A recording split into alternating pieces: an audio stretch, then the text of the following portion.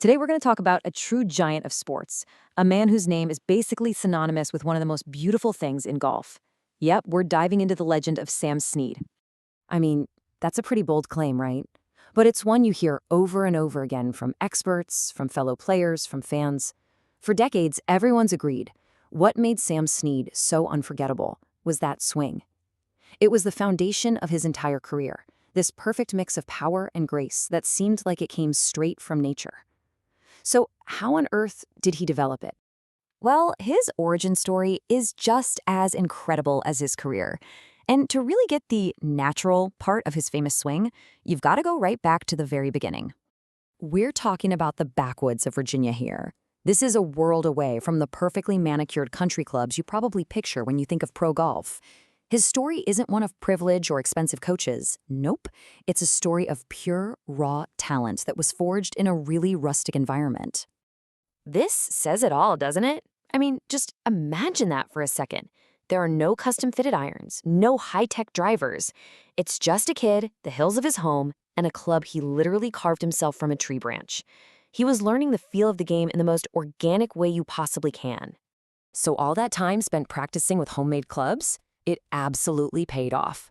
He ended up with a swing that wasn't learned from a textbook. It was developed through pure instinct and just thousands upon thousands of hours of repetition. And that swing, it became his signature and his ticket to the world stage. You know, when you break it down, these words seem simple, smooth, powerful, balanced. But being able to do all three at once, that's what made his swing the stuff of legend. It was famously fluid and supple. He was incredibly flexible, naturally, and people often described it as poetic. But under all that smoothness was some serious power, all held together by this seemingly effortless balance. It really became the gold standard. And he became a star almost overnight.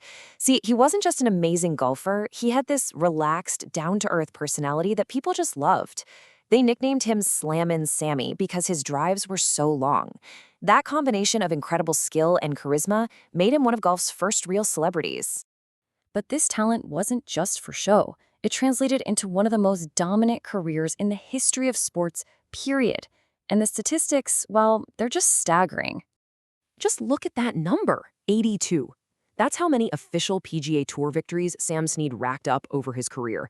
It's a level of consistent greatness that's almost impossible to even wrap your head around. And here is the really crucial part. This record still stands. Think about it. All the decades of new technology, new training methods, new superstars that have come and gone, and Sam Snead's 82 wins are still at the very top. It's just a monumental achievement. And it wasn't just about the sheer number of wins either. He won when it mattered the most. As you can see, his 7 major championships included 3 Masters Green Jackets, 3 PGA Championships, and an Open Championship. He was constantly conquering the toughest fields on the biggest stages. So we've pretty much established he's a legend, right? Record for most wins, a ton of major trophies. Sounds like a perfect career. Well, not quite. There was one prize that famously, and pretty painfully, always slipped through his fingers. You know, every legend has that story of the one that got away. And for Sam Snead, it was the US Open. It became the great what-if of his career, a really dramatic and humanizing chapter in his otherwise completely dominant story. This slide really puts it in stark contrast.